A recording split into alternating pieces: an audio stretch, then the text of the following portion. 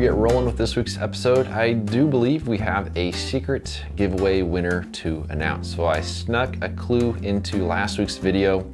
There was 102 of you guys who entered to win my light meter. So this is my Sekonic 558 meter. I've used this meter on all of my trips since 2009, I believe. So it goes way back, and taking this on backpacking trips, and it's incredibly reliable meter. But I now have a 758 meter that is my primary meter. So I figured instead of selling this, I'm gonna give it away to one of you guys. And so there are 102 of you guys who entered to win it.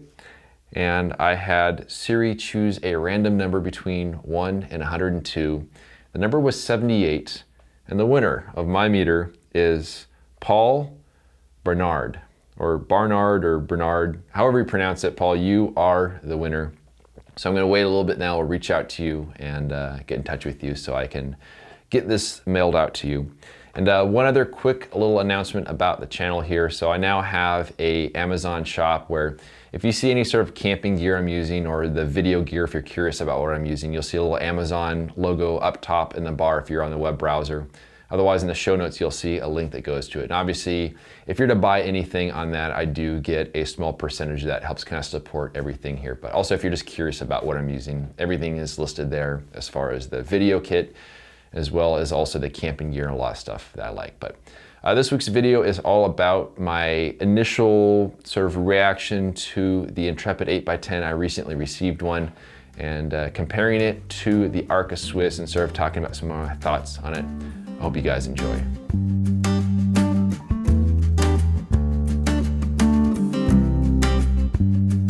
What is going on, everyone? So in this week's video, I got something kind of cool to show here. So this is the Intrepid 8x10 camera.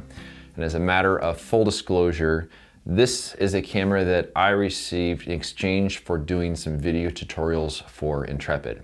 And that was kind of in the springtime of 2017. And it came at a very good time because I had just recently destroyed my lightweight 8x10 camera, the Ritter camera. So this is the fourth 8x10 camera that I've used, and I've kind of had a variety of cameras through the years, and they're all kind of different, but I mean, they're the same in the fact that it's just a light-proof box. You put a lens on one side and a film holder on the other, but they all kind of behave a little bit differently.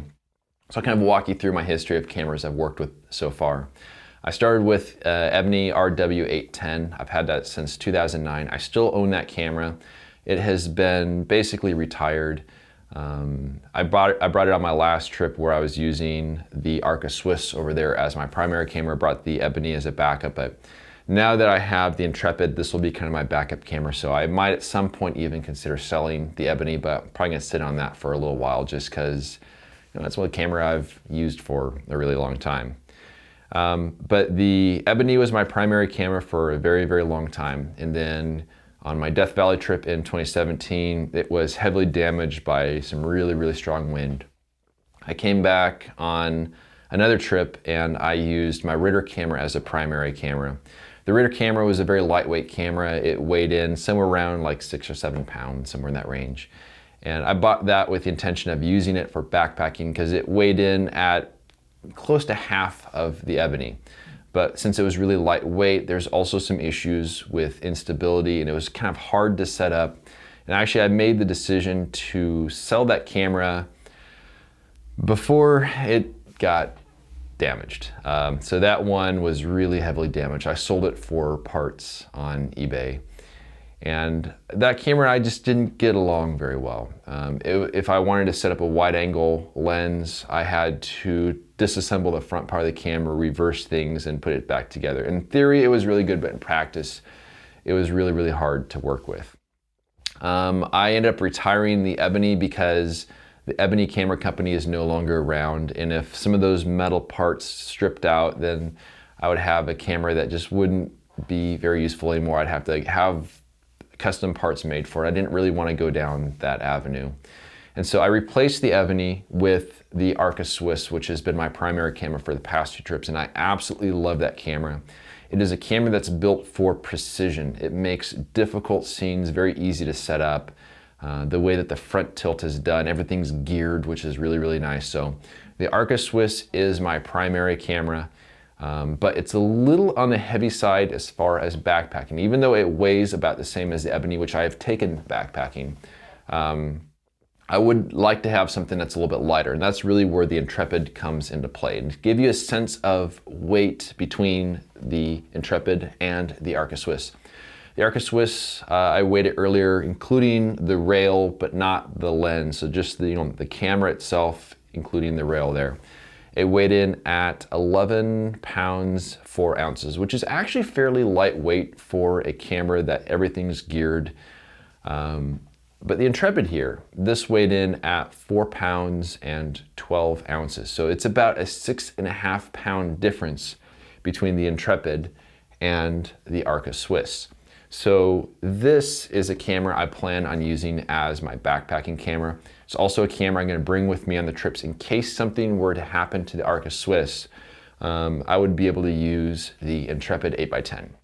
I'm going to do a dedicated video on the Intrepid 8x10, but I figure right now I really just want to show a comparison between a very expensive camera from Arca Swiss that is very, very precise.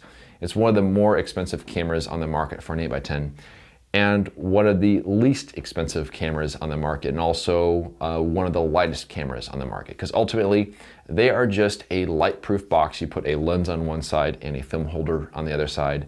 And when a camera gets to be more expensive, it gets to be more precise, which is great. But the Intrepid is going to do a really nice job as my backpacking camera. You'll notice that I have two different lenses on these cameras. So the lens on the Arca Swiss is my primary lens I use on that camera. It's kind of a heavy lens, but it's the Nikon 300mm 5.6W lens. That lens could certainly go on the Arca Swiss, on the Intrepid as well. They sound the same at a certain point. It can go on the Intrepid as well, but when you have a heavier lens on it, it does put a little bit more of a load on the camera. So my goal on the Intrepid is to keep things pretty lightweight because it is going to be more stable that way. But when it comes to stability, wind is definitely a factor when I am out shooting landscapes. If you're in the studio, it really doesn't matter too much. But when I'm actually out in the field, wind is the biggest thing that I face with regard to providing unstable support, so that the photos are going to be a little blurry and just kind of unusable. And when it comes to wind, it is the front standard and then the rear standard that are the things that we look at in terms of how stable the camera really is. So what I want to do is I want to do a comparison between an Arca Swiss F-line 8x10 and the Intrepid 8x10. So let's start by taking a look at the front standard. So on the Arca Swiss, if I go ahead and kind of hold it right here and then I move the front standard, it's pretty rigid. Obviously I can move it. I'm bumping it quite a bit there. But it's kind of more so the entire camera is moving as opposed to just the front standard. If I do the same thing on the Intrepid, put my hand right here and I kind of bump the front, you can see that the front does have more movement to it than the Arca Swiss. But there is a way of dealing with that, which is something I did on the Ritter in the past, which I'm going to show you in just a little bit. But let's take a look at the rear standard now. So let's take a look at the Arca Swiss. Again, hand right here, go to the rear standard. And some of this play is actually just the whole camera, everything moving, the tripod and everything else, but also some of it is actually from the rear standard itself moving. And now let's try the Intrepid.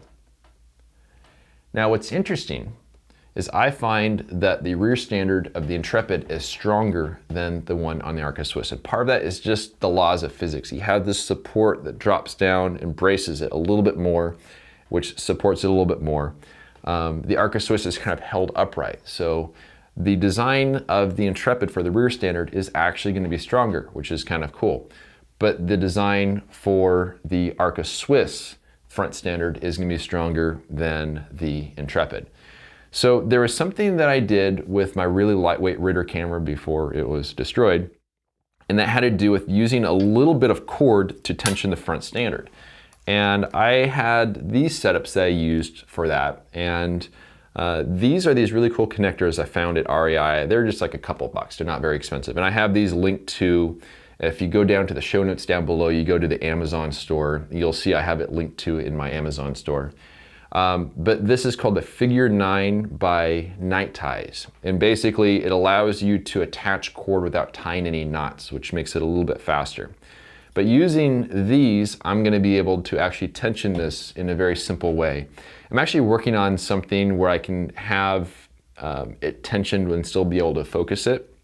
But again, here's our before as far as kind of what we have to work with. But if I were to take this setup right here, if I loop it through here, and I have it where I just want to have this black part end up right about here. And if I go up here and I just kind of gently tie it around here, because I'm trying not to move the front standard forward or backwards. But once I have that down around there, now I'm going to pull tight on it. I'm going to loop it around the focusing knob right here. And then you're going to take this, you're going to pull it back through here like this, just to tension it a little bit, then wrap it around there, like that. So I'm going to do one of these on each side. And you'll see that it is certainly very fast to do this. And depending on how you have, or which lens you have and how it's focused and everything, you'll have sort of a different strategy. But same thing, I'm going to have this guy right about here. I'm going to gently wrap it around. I find 3 times works pretty well. Now it's around there. Now I'm gonna actually pull it kind of tight, wrap it around there. I'm gonna pull it through here, kind of tension it down a little bit, and tighten it down. So if you were to do something along these lines, you just want to make sure that you have the camera focused, all your movements are set before you do this, and you also want to check it afterwards. But now, take a look at that. With just a little bit of string, this is going to be more solid than the Arca Swiss. So there's always going to be a sacrifice made when you have a very lightweight camera, but there's also oftentimes a very, very simple solution that allows you to make it really, really solid. I'm going to keep working with the camera. I'm going to keep playing with it, kind of learn the ins and outs of it. Again, I'm going to do a video where I show a little bit more of the operation and the design. But I'm pretty excited about this camera because it's going to take about 6.5 pounds off my back on my next backpacking trip. And I have a feeling that if I make some other sacrifices, I could probably get my pack to be in the 50-something pound range. And if I'm really good about it, maybe I'll be able to get it down below 50 pounds. But to me, this is really exciting. The camera is actually pretty strong, which is nice. And sometimes as simple as a little bit of string really tensions it down. I'm gonna keep working with it. I'm gonna keep you guys updated with what else I happen to find on this camera, but definitely pretty excited to have it, and we'll see how it works on my next backpacking trip. But I wanna thank everyone for watching, and we'll see you around next week.